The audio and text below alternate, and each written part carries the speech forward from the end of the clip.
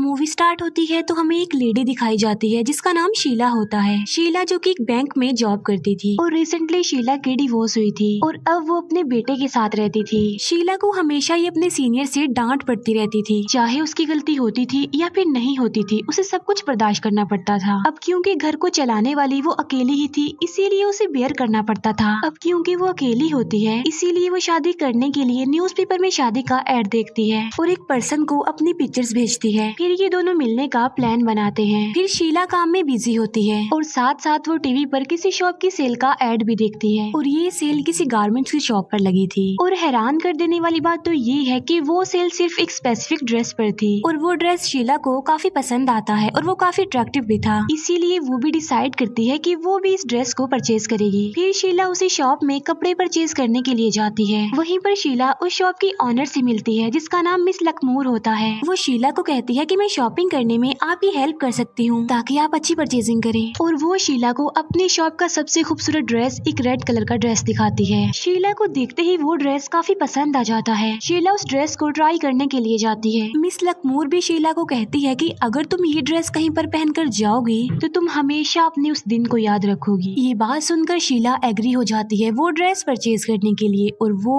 उस ड्रेस को परचेज कर लेती है। फिर शीला अपने घर पर आ जाती है जो वो ड्रेस पहनकर रेडी होकर अपने बेटे को कहती है कि मैं किसी जरूरी काम से बाहर जा रही हूँ और अगर तुम्हें भूख लगे तो फ्रिज में डिनर पड़ा है, तुम वो बनाकर खा लेना। ये कहकर शीला वहाँ से चली जाती है। दूसरी तरफ मिस लखनूर किसी को कॉल पर शीला का नाम, उसका नंबर, उसका एड्रेस दे रही होती है और लखनूर कुछ ब्लैक मैजिक भी कर रही होती है। शीला रेस्टोरेंट में चली जाती है। वहाँ जाकर वो उसी आदमी से मिलती है जिसे उसने अपनी पिक्चर सेंड की थी, लेकिन उस आदमी की नेचर काफी रूड थी। वो ठीक तरह से शीला से बात भी नहीं कर रहा था। हालांकि शीला उसे बुलाने की, उससे बात करने की काफी कोशिश करती है लेकिन वो शीला से बात नहीं करता। इसी वजह से शीला को काफी बुरा फील होता है और उसे काफी गुस्सा भी आता है। शीला फौरन समझ जाती है कि ये आदमी मेरे लिए सुइटेबल नहीं है और उस आदमी को रिजेक्ट करके वो अपने घर पर आ जाती है। घर आकर शीला जब उस रेड ड्रेस को चेंज करती है तो वो देखती है कि उसकी बॉडी पर रैशेस बन गए हैं, लेकिन वो इस बात पर ज्यादा ध्यान नहीं देती, इग्नोर कर देती है। शीला उस ड्रेस को वॉश करने के लिए वॉशिंग मशीन में डाल देती है, लेकिन यहाँ पर एक अजीब चीज होने लगती है। अब वो ड्रेस तो मशीन में होता है तो इसीलिए मशीन में से अजीब तरह की जोर जोर से आवाजें आने लगती हैं और फिर वो मशीन ही टूट जाती है। ये देखकर शीला मशीन ऑफ करने की कोशिश तो करती है लेकिन इस कोशिश में उसका हाथ ही कट जाता है जिससे उसका काफी खून बहने लगता है। बैंक में एक बार फिर से शीला को डांट पड़ती है। उसे कहा जाता है कि आपका कस्टमर के साथ हैंडशेक करने का तरीका हमें पसंद नहीं है। तब उसकी इंसल्ट करने के लिए उसे एक पेज दिया जाता है जिस पर लिखा हुआ था कि किसी के साथ कैसे हैंडशेक किया जाता है। शीला को ये बात काफी बुरी लगती है, उसे अपनी काफी इंसल्ट फील होती है, लेकिन वो कुछ भी नहीं कर सकती थी, बल्कि वो सिर्फ ये कह देती है कि मैं खुद को चेंज करने की कोशिश करूंगी और नेक्स्ट टाइम आपको शिकायत नहीं मिलेगी। फिर शीला ड्रेस का साइज चेंज करने के लिए उसी शॉप में जाती है जहाँ पर उसे पता चलता है कि ये ड्रेस सिर्फ एक ही साइज में आया था, ना कि मल्टीपल साइजेस में। और उसे ये भी पता चलता है कि जिस मॉडल ने इस ड्रेस को पहनकर मॉडलिंग की थी उसकी भी डेथ हो गई थी। ये बात सुनकर शीला को काफी अफसोस भी होता है और काफी हैरानगी भी। इसके बाद शीला शादी के लिए एक और आदमी से मिलने जाती है, लेकिन इस आदमी की नेचर पहले वाले आदमी की निस्बत काफी अच्छी थी क्योंकि ये काफी खुशदिल इंसान था। वो शीला से बहुत अच्छे से ट्रीट करता है, उसके साथ काफी बातें भी करता है। शीला को उसकी नेचर काफी अच्छी लगती है, इसीलिए वो डिसाइड करती है कि वो इसी से ही शादी करेगी। घर पर शीला का बेटा और उसकी फीमेल फ्रेंड अकेले होते हैं और तभी वो रेड कलर की ड्रेस उस लड़की पर अटैक कर देती है। वो लड़की खुद को रिलैक्स करने के लिए ये सोच रही होती है कि ये तो मेरा कोई वहम होगा, लेकिन इसके बावजूद भी वो डर जाती है, सहम जाती है। शीला और वो आदमी डांस कर रहे होते हैं और उन्हें एक दूसरे का साथ काफी अच्छा लगता है। फिर वो दोनों घर आ जाते हैं और शीला उस आदमी को अपने इस रेड ड्रेस के बारे में बताती है। वो कहती है कि मुझे ये ड्रेस काफी अजीब लगता है, जिस पर वो आदमी कहता है कि नहीं, मैं तो तुम्हें इस ड्रेस में देखना चाहता हूँ, तुम मुझे ये ड्रेस पहन कर दिखाओ क्योंकि मुझे पता है कि ये तुम पे बहुत सूट करेगा।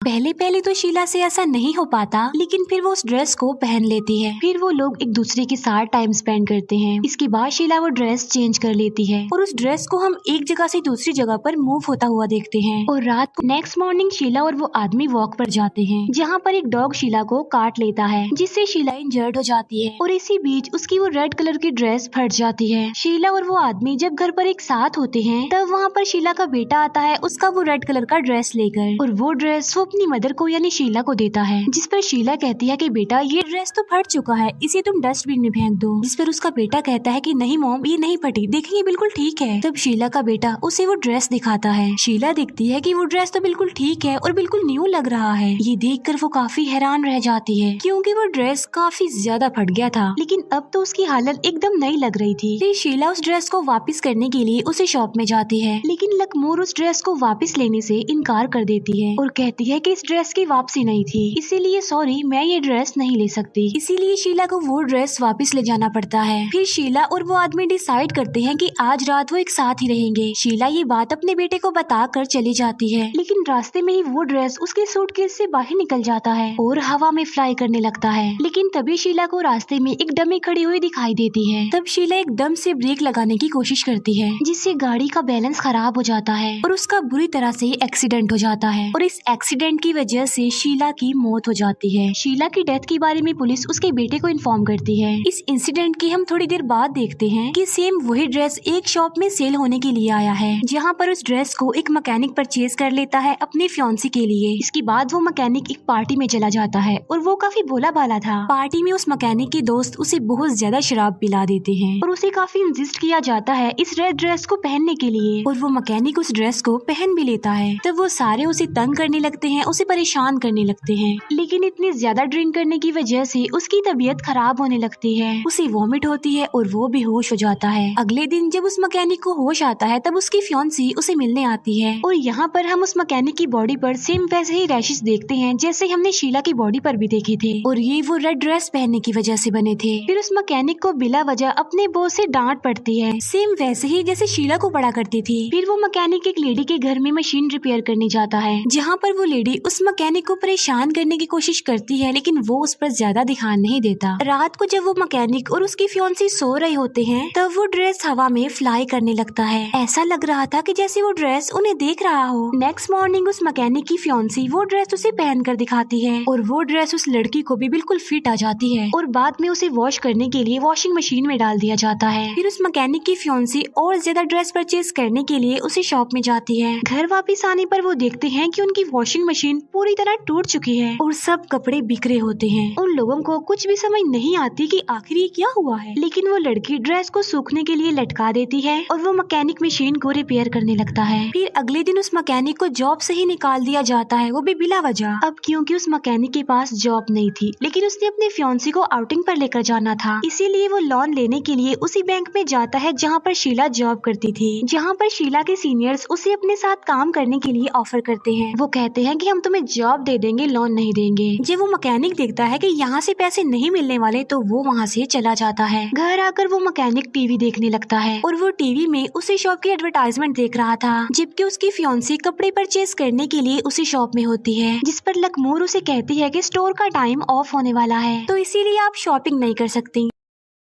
तब ये दोनों आपस में बातें करने लगती हैं, लेकिन तभी वहाँ पर शॉप का क्लर्क आ जाता है और वो लखमोर से बातें करने लगता है। तब लखमोर उस मैकेनिक की फियांसी को कहती है कि अब शॉप की टाइमिंग बढ़ा दी गई है तो आप शॉपिंग कर सकती हैं। यहाँ पर मैकेनिक की फियांसी अपने नाइटमेयर के बारे में लखमोर को भी बताती है। वो कहती है कि मैंने अपने ड्रीम में देखा कि मैं इस शॉप की मॉडल हूँ और मैं काफी लंबे लंबे ड्रेस पहनती गई और मेरा साइज छोटा होता गया और फिर इस शॉप की वर्कर्स ने ही मुझे दफना दिया। लेकिन लखमोर उसकी बातों को मजाक में उड़ा देती है, लेकिन असल में लखमोर जानती थी कि वो कौन सी बात कर रही है। फिर शॉपिंग करने के दौरान जब उसकी फियांसी एक ड्रेस को चेंज कर रही होती है तब उसकी अपनी ड्रेस खिसक कर बाहर चली जाती है। फिर जब एक कस्टमर उस ड्रेस को गिरा हुआ देखती है तो वो एक हैंगर में उसे हैंग कर देती है और फिर थोड़ी देर बाद वो ड्रेस एक हीटर पर गिर जाता है। जबकि बिलिंग के दौरान तो औरतों की काउंटर पर लड़ाई हो जाती है। उनकी लड़ाई इतनी ज्यादा बढ़ जाती है कि वो एक दूसरे को मारने लगती है और फिर झगड़ा इतना ज्यादा बढ़ जाता है कि वहाँ पर चोरियां होने लग जाती हैं। लूट मार के दौरान जिसके हाथ जो भी चीज लग रही थी वो उसे ले रहा था और फिर हीटर पर गिरने की वजह से उस ड्रेस में आग लग जाती है।